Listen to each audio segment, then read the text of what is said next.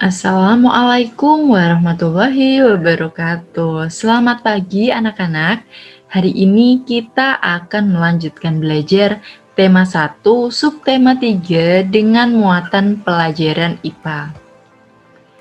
Nah, kalian tahu kan harimau Sumatera, kemudian orang utan dari Kalimantan atau badak bercula satu dari ujung kulon. Hewan-hewan tersebut merupakan jenis hewan Indonesia yang dilindungi karena langka. Apa yang menyebabkan hewan tersebut menjadi langka? Ayo kita cari tahu. Jadi di sini nanti kita akan belajar alasan-alasan kenapa hewan-hewan itu menjadi langka, kemudian cara atau hal apa saja yang bisa kita lakukan dalam rangka pelestarian hewan dan tumbuhan. Sebelumnya, penyebab hewan dan tumbuhan langka itu berbagai macam. Yang pertama ada perburuan liar. Biasanya hewan-hewan yang sering diburu itu seperti harimau dan lain-lain itu digunakan untuk harimau biasanya untuk bahan pakaian. Kemudian ada juga yang digunakan sebagai obat-obatan dan sebagainya. Kemudian ada juga penebangan hutan secara liar.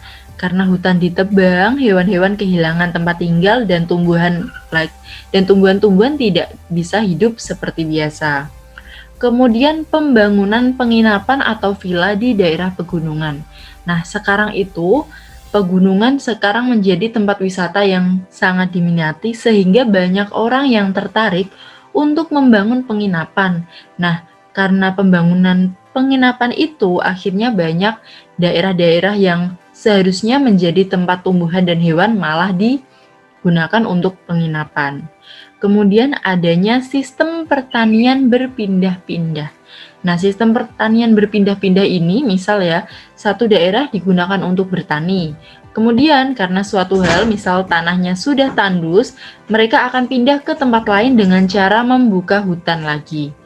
Sistem seperti itu lama-kelamaan akan menghabiskan lahan atau hutan tempat para hewan dan tumbuhan.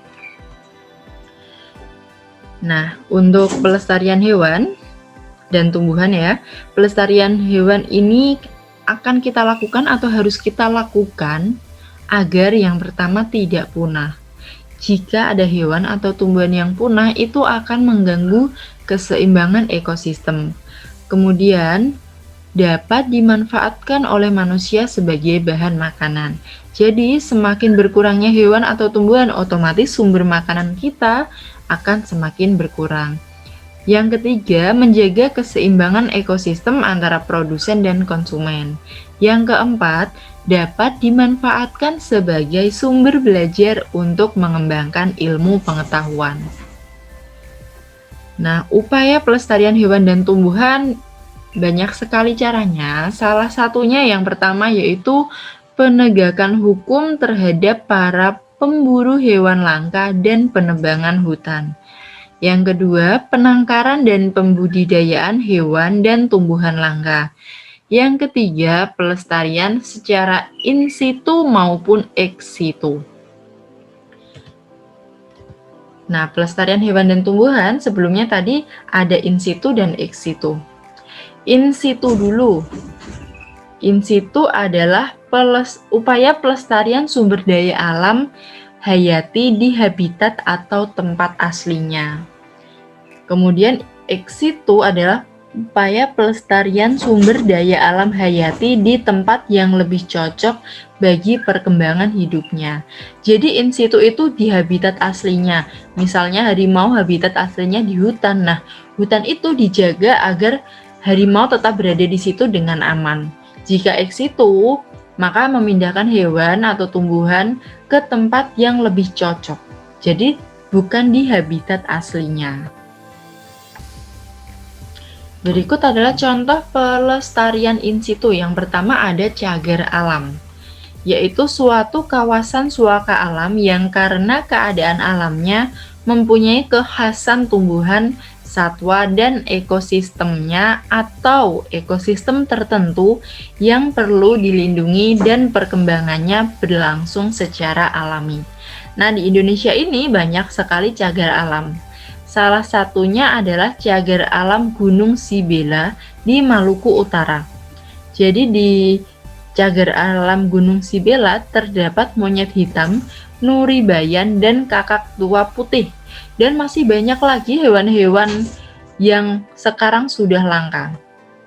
Kemudian ada juga cagar alam Pulau Waigeo.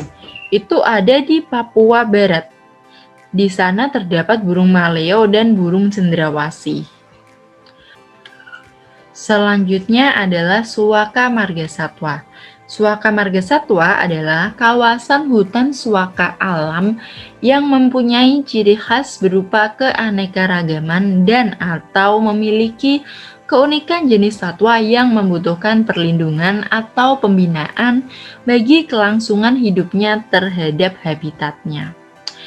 Contohnya ada Suaka Margasatwa Tanjung Amolengo di Sulawesi Tengah, kemudian ada Suaka Margasatwa Cikepuh, Jawa Barat. Nah, di Suaka Margasatwa tentu ada hewan-hewan yang sekarang langka dan dilindungi. Kemudian setelah Suaka Margasatwa ada juga Taman Nasional, yaitu kawasan pelestarian alam yang mempunyai ekosistem asli, dikelola dengan sistem zonasi yang dimanfaatkan untuk tujuan penelitian, ilmu pengetahuan, pendidikan, menunjang budidaya, pariwisata, dan rekreasi. Di sini ada contoh Taman Nasional Ujung Kulon, khasnya itu badak bercula satu. Kemudian ada Taman Nasional Tanjung Puting di Kalimantan Tengah. Selanjutnya, pelestarian in situ yang lain yaitu hutan lindung. Jadi, hutan lindung itu adalah kawasan hutan yang mempunyai fungsi pokok sebagai perlindungan sistem penyangga kehidupan untuk mengatur tata air, mencegah banjir, mengendalikan erosi, mencegah intrusi air laut, dan memelihara kesuburan tanah. Ini adalah contoh salah satu kawasan hutan lindung yang ada di Indonesia, yaitu kawasan hutan lindung Sungai Wain. Itu ada di Kalimantan Timur. Nah, setelah pelestarian in situ, sekarang ada juga yang namanya pelestarian ex situ. Tadi sudah ada penjelasan sedikit, yaitu upaya pelestarian makhluk hidup, bisa hewan atau tumbuhan, di luar habitat aslinya. Hewan atau tumbuhan yang dinilai perlu dilestarikan akan diambil dari habitat aslinya dan ditempatkan di tempat pelestarian. Di tempat ini, hewan dan tumbuhan tersebut dipelihara dan dibina agar dapat hidup dan berkembang biak dengan baik. Contoh pelestarian ex situ. Ada Taman Safari Indonesia. Nah, ini adalah salah satu wisata khas di Indonesia. Kemudian Kebun Raya Bogor. Kemudian Kebun Binatang Surabaya. Ada juga Kebun Binatang Ragunan. Jadi kebun binatang itu salah satu contoh pelestarian ex situ, karena di situ ada berbagai macam hewan. Nah, setelah itu ada juga kita juga harus melakukan pelestarian tumbuhan. Alasannya sama, yaitu agar tidak punah. Berikut adalah upaya-upaya yang dapat kita lakukan untuk melestarikan tumbuhan. Yang pertama, mengembangbiakan tumbuhan yang sudah kita manfaatkan. Misalnya mengembangbiakan tumbuhan secara vegetatif alami atau vegetatif buatan. Kemarin sudah ya kita membahas berbagai jenis vegetatif alami dan berbagai jenis vegetatif buatan. Kemudian kita juga tidak boleh menebang pohon sembarangan. Jadi kita harus menggunakan sistem tebang pilih atau menebang pohon yang sudah siap tebang, usianya sudah matang. Kemudian setelah melakukan tebang pilih, otomatis kita harus menanam kembali tumbuhan tersebut agar tetap terjaga, tumbuhannya tetap ada untuk kehidupan kita selanjutnya. Salah satu cara mengembangbiakan tumbuhan langka adalah dengan kultur jaringan. Jadi kurang lebih seperti ini gambaran kultur jaringan. Tanaman anggrek biasanya yang dibudidayakan, karena anggrek sekarang selain berbagai macam jenisnya, beberapa anggrek sudah mulai langka.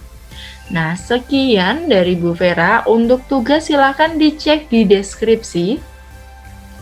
Tetap semangat, jaga kesehatan. Wassalamualaikum warahmatullahi wabarakatuh.